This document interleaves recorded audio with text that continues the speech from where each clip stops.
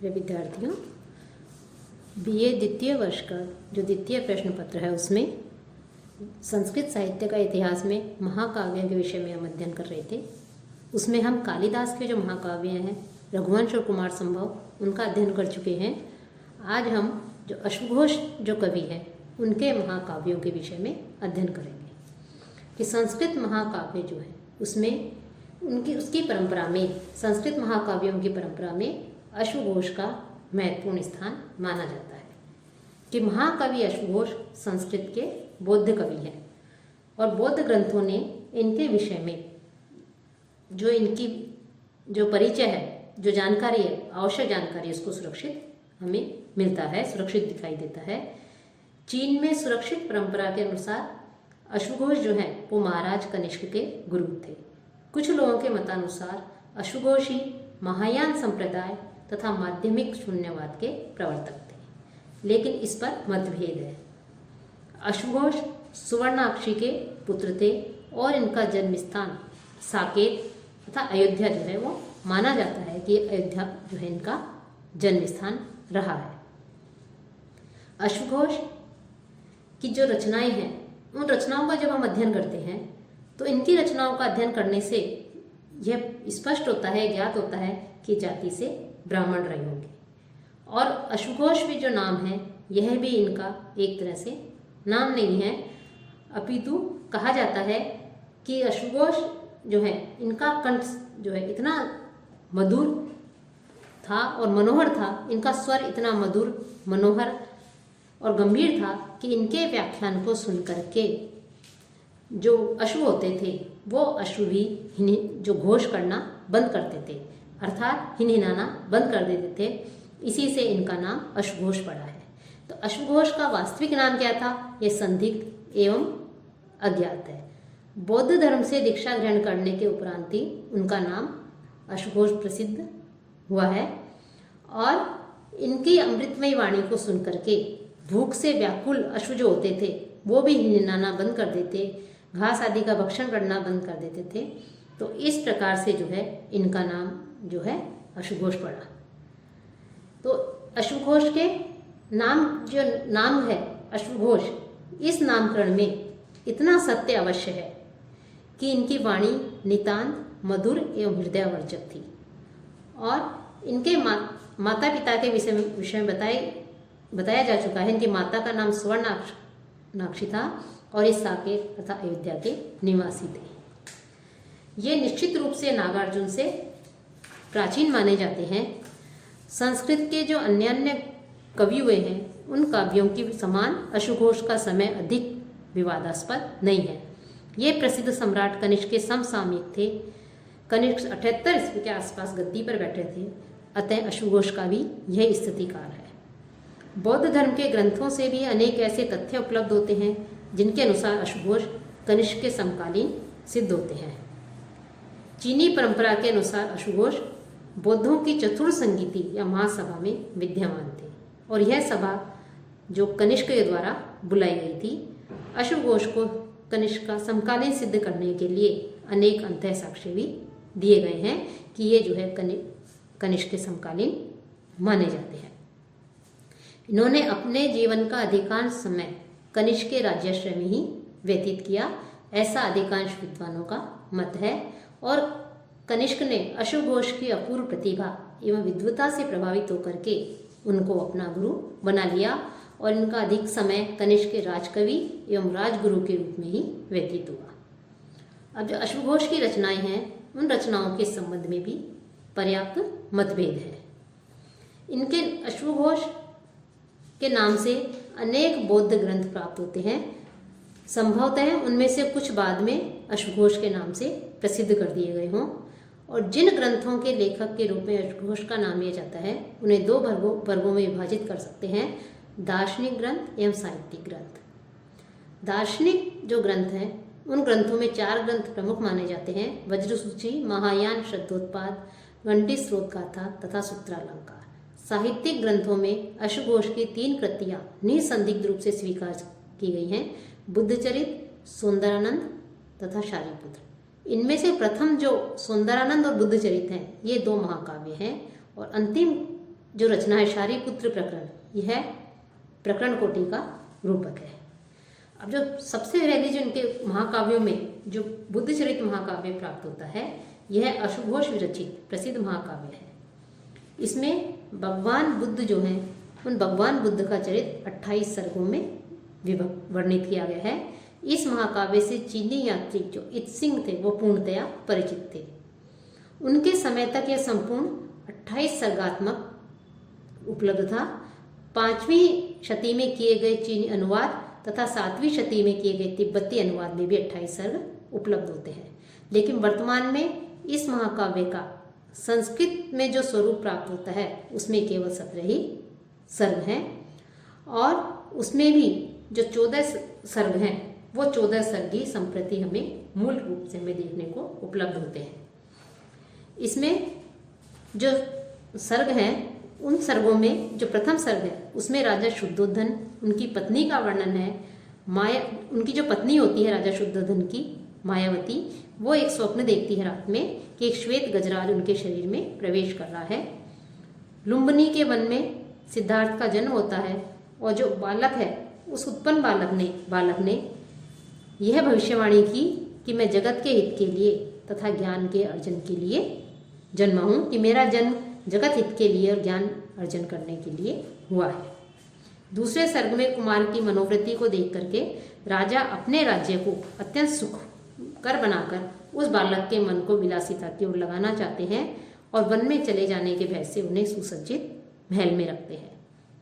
अब इसके आगे के जो सर्ग हैं, उन सर्गों में उद्यान में एक वृद्ध रोगी और मुर्दों को देख करके जो कुमार होता है उनके मन में वैराग्य की भावना उत्पन्न होती है। तो इसमें वैराग्य भावना का कुमार के मन में अर्थात सिद्धार्थ के मन में जो वैराग्य की भावना उत्पन्न होती है उसका इसमें तीसरे सर्ग में जो है वर्णन किया गया है। और चतुर्थ सर्ग में जो स्त्री निवारण है, अर्थात नगर व उद्यान में पहुंचकर सुंदर स्त्रियों द्वारा कुमार को मोहित करने का प्रयत्न किया जाता है, लेकिन कुमार उनसे प्रभावित नहीं होता। 5वें सर्ग में अभिनिष्क्रमण का वर्णन है कि नगर में प्रवेश करने पर कुमार गृह त्याग का संकल्प करते हैं और एवं उनका महाभिनिष्क्रमण होता है। कि वन भूमि देखने के लिए कुमार जाते हैं, वहाँ उन्हें श्रवण मिलता है और फिर वे नगर में पहुंच करके गृह त्याग का संकल्प लेते हैं। तो अभिनिष्क्रमण का इसमें वर्णन है। 6ठे सर्ग में कुमार के द्वारा जो सारथी छंदक होता है, उस छंदक को वापस नगर लौटाए जाने का बड़ा ही स्वाभाविक एवं हृदय स्पर्शी वर्णन किया गया है। 7वें सर्ग में गौतम तपोवन में प्रवेश करते हैं और कठोर तप में संलग्न हो जाते हैं। 8वें में जो सर्ग है, उस सर्ग में अंतःपुर विलाप जो है उसका वर्णन किया गया है। इसमें करुणा के जो भाव हैं, उन भावों की वो सृष्टि करती है कि वहाँ के निवासी तथा यशोधरा जो कि नायक की पत्नी है वो विलाप करते हैं। 9वें सर्ग में राजा जो है वो कुमार को ढूंढ लेते हैं, उनका अन्वेषण कर लेते हैं, उनका उसमें वर्णन किया गया है। लेकिन राजकुमार पुनः नगर में नहीं लौटना चाहते। 10वें सर्ग में बिंबरसार कुमार को कपिल वस्तु लौटने का आग्रह करते हैं। 11वें में राजकुमार राज्य एवं संपत्ति की निंदा करते हैं एवं जो नगर है उस नगर में जाने से वो मना कर देते हैं। 12वें सर्ग में जो राजकुमार हैं वो अराड़ ऋषि के आश्रम में जाते हैं और उनके आश्रम में गौतम के जाने और अराड़ द्वारा उनको जो शिक्षा दी गई थी, जो धर्मोपदेश दिए गए थे, उनका जो है इसमें वर्णन किया गया है। इसके पश्चात तो कठोर तपस्या में लग जाते हैं, इसका जो है इसमें वर्णन किया गया है। इसी सर्ग में बुद्ध जो है वो बुद्ध अराड़ ऋषि के दार्शनिक सिद्धांतों की आलोचना करते हैं और वहां से लौट आते हैं। इसके पश्चात वे कठोर तपस्या में लग जाते हैं। 13 सर्ग में जो काम है वो बुद्ध की तपस्या में विघ्न डालते हैं और मोक्ष धर्म का परित्याग करने के लिए उन्हें कहते हैं, उनके कार्य में बाधा डालते हैं।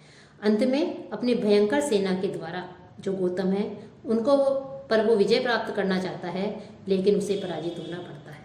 14वें सर्ग में बुद्धत्व प्राप्ति का वर्णन है।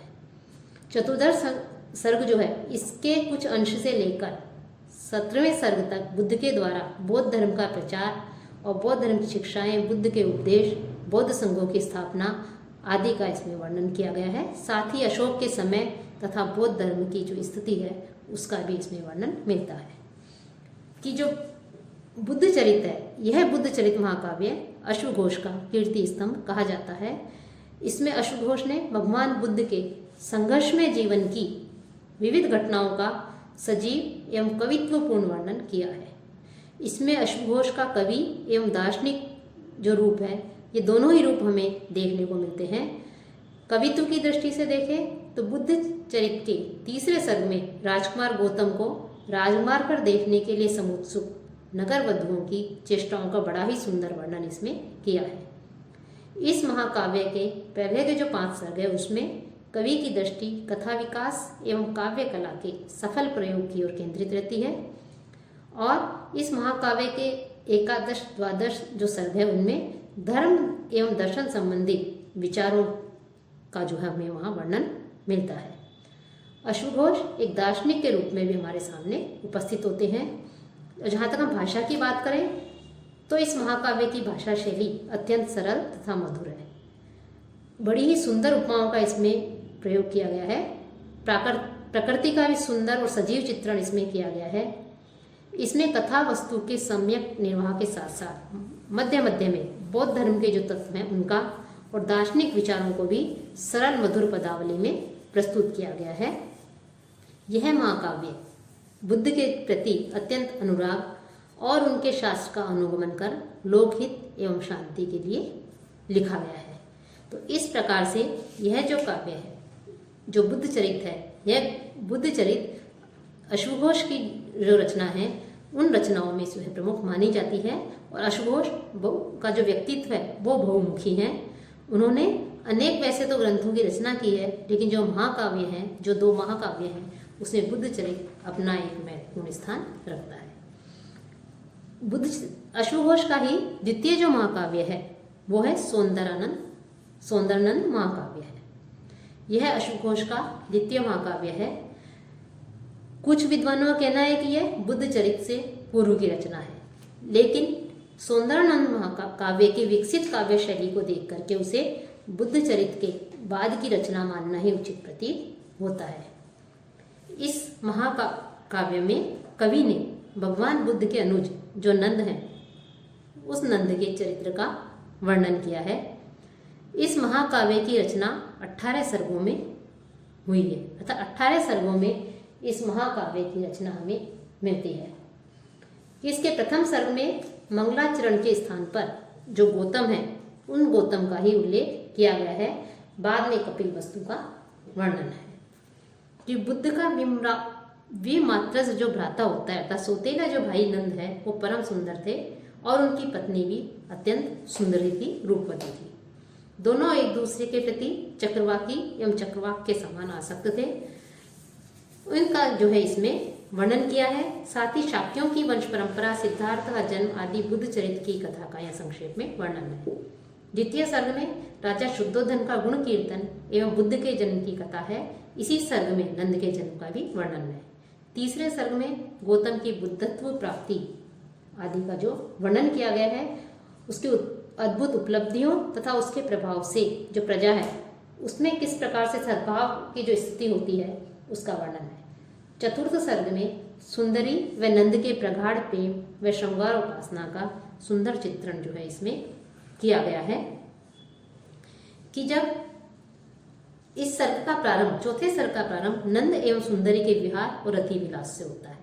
कामासक नंद एवं सुंदरी को जब दासी आकर सूचित करती है कि उनके द्वार पर बुद्ध भिक्षा मांगने के लिए आए हैं, लेकिन भिक्षा नहीं मिलने के कारण लौटकर चले गए क्योंकि दोनों प्रणय क्रीड़ा में निमग्न थे और किसी का ध्यान जो है, जो बुद्ध है तथागत उनकी ओर नहीं गया। तो बुद्ध के चले जाने पर नंद जो है वो अत्यंत लज्जित होते हैं, दुखी होते हैं और बुद्ध से क्षमा याचना के लिए वो चल पड़ते हैं। पांचवें सर्ग में नंद जो है वो मार्ग में बुद्ध को देखकर प्रणाम करते हैं और बुद्ध उसके हाथ में भिक्षा का पात्र रखकर उसे धर्म में दीक्षित होने का उपदेश देते हैं।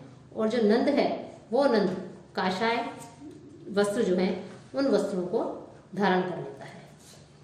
छठे सर्ग में अपने प्रियतम के न लौटने पर उसकी प्रतीक्षा करती हुई जो नंद की जो पत्नी है सुंदरी, उस सुंदरी पत्नी का करुण एवं सजीव जो चित्र है वो यहाँ पर प्रस्तुत किया गया है। सप्तम सर्ग में नंद अपनी प्रियतमा का स्मरण कर दुखी होकर घर लौटने के लिए प्रयत्न करते हैं, चेष्टा करते हैं। आठवें सर्ग में नंद अपने दुख का कारण किसी श्रमण से पूछता है और वह भिक्षु उसे उपदेश देता है तथा स्त्रियों की निंदा करते हुए उसे तपस्या का विघ्न बताता है। नवें सर्ग में भी श्रवण द्वारा नंद को दी गई शिक्षा का वर्णन है। 10वें सर्ग में बुद्ध जो हैं वो नंद को जो समझाते हैं, तो बुद्ध के द्वारा नंद को समझाने का इसमें वर्णन किया गया है।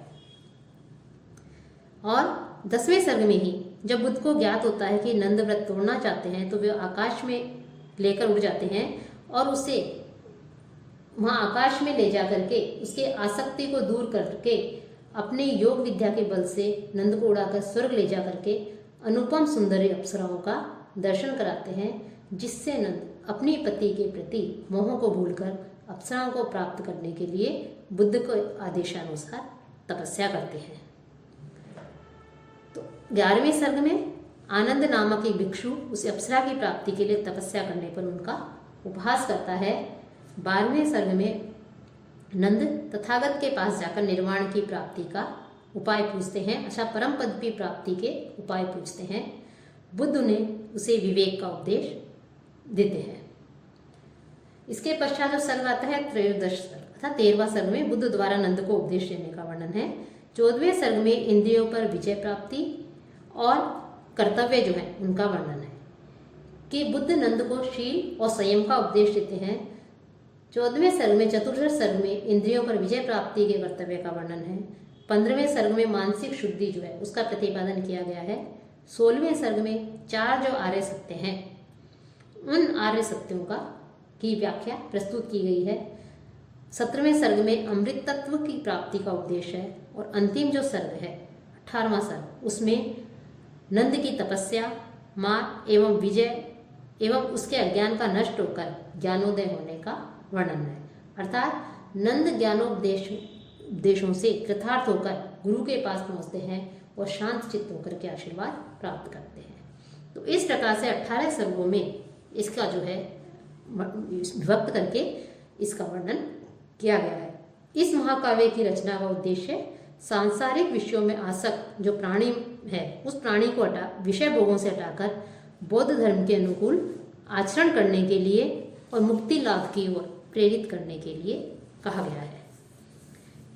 इसमें इस काव्य का अधिकांश भाग बौद्ध धर्म के उपदेशों से परिपूर्ण है। जिस प्रकार हम देखते हैं कि जो गीता है उस गीता में अर्जुन को श्री कृष्ण ने 18 अध्यायों में उपदेश दे करके उसके मोह को नष्ट किया, उसी प्रकार बुद्ध ने 18 सर्गों के महाकाव्य में अपने उपदेशों से जो नंद है उसको सन्मार्ग पर समारूढ़ किया। तो जहाँ तक अश्वघोष के दोनों महाकाव्यों की बात है, बुद्धचरित और सौंदरानंद, इन दोनों महाकाव्यों को देखने से स्पष्ट होता है कि अश्वघोष को पौराणिक ब्राह्मण धर्म का गंभीर ज्ञान था कि इन दोनों महाकाव्यों में समय समय पर अनेक सांकेतिक पौराणिक उपाख्यानों को प्रस्तुत किया गया है, व्रतों और घटनाओं को इनमें दिया गया है। साथ ही साथ भगवत गीता के दार्शनिक मत जो है वो भी इसमें बहुलता से में मिलते हैं कि इससे अश्वघोष का ब्राह्मण धर्म और दर्शन कितना अधिक गहन था इसका स्पष्ट पता चलता है। अश्वघोष स्वयं बौद्ध दार्शनिक थे। बौद्ध दर्शन दुखवाद के लिए प्रसिद्ध है और बौद्ध दार्शनिक जन्म एवं जीवन को दुख से संवेद मानता है। सौंदरानंद का जो 16वां सर्ग है उसके आरंभ में अश्वघोष ने दुखवाद के इस सिद्धांत को अत्यंत स्वाभाविक तथा सरल शैली में जो लौकिक दृष्टांत है उन लौकिक दृष्टांतों से इसे समझाया है। दोनों ही काव्यों की कथा वस्तु इतिहास प्रसिद्ध है। दोनों काव्यों के नायक ही कुलीन क्षत्रिय हैं जो बाद में संसार से विरक्त होते दिखाई देते हैं। दोनों महाकाव्यों की कथा वस्तु सर्गों में विभक्त की गई है। एक में 28 सर्ग हैं, दूसरे में 18 सर्ग हैं। दोनों महाकाव्यों की चरम परिणति जो है वो शांत रस में होती है। श्रृंगार तथा करुण रस दोनों में ही दिखाई देता है। महाकवि जो अश्वघोष है उन अश्वघोष की भाषा शैली अत्यंत सरल सहज है। उन्होंने उनकी रचना शैली का जो महत्व है वो इस दृष्टि से भी है कि उसी के माध्यम से कवि पाठकों की रुचि को काव्य की ओर आकर्षित करते हैं। शैली के द्वारा ही कवि का व्यक्तित्व और रचना की उदात्तता, सरलता और कठोरता आदि का अनुभव एवं परिचय प्राप्त होता है। अश्वघोष दार्शनिक एवं महाकवि दोनों थे, लेकिन उनकी शैली की यह विशेषता थी, चाहे उन्होंने दर्शन के सिद्धांतों का प्रतिपादन किया हो, फिर चाहे वो श्रृंगार हो या शांत रस का वर्णन हो, दोनों ही स्थलों पर उन्होंने सरल शैली को अपना करके दर्शन जैसे जो नीरस विषय है, नीरस सिद्धांत है, उनको भी बड़ी सरलता से, सहजता से हृदयंगम कराने में जो है अपनी सफलता हासिल की है। इस प्रकार से अश्वघोष की भाषा शैली सरल, सहज एवं बोधगम्य है। अश्वघोष की भाषा में वर्ण विन्यास सर्वथा रसानुकूल है, पद योजना का भी हमें दिखाई देता है। अश्वघोष जो है, इन्होंने अपने काव्यों में कि जिस प्रकार से शैली का प्रयोग किया है, जिस प्रकार से अपनी रचनाओं में भाषा का प्रयोग किया है, उस दृष्टि से ये जो इनके ग्रंथ रचनाएं हैं, महाकाव्य जो हैं, ये अपना महत्वपूर्ण स्थान रखते हैं।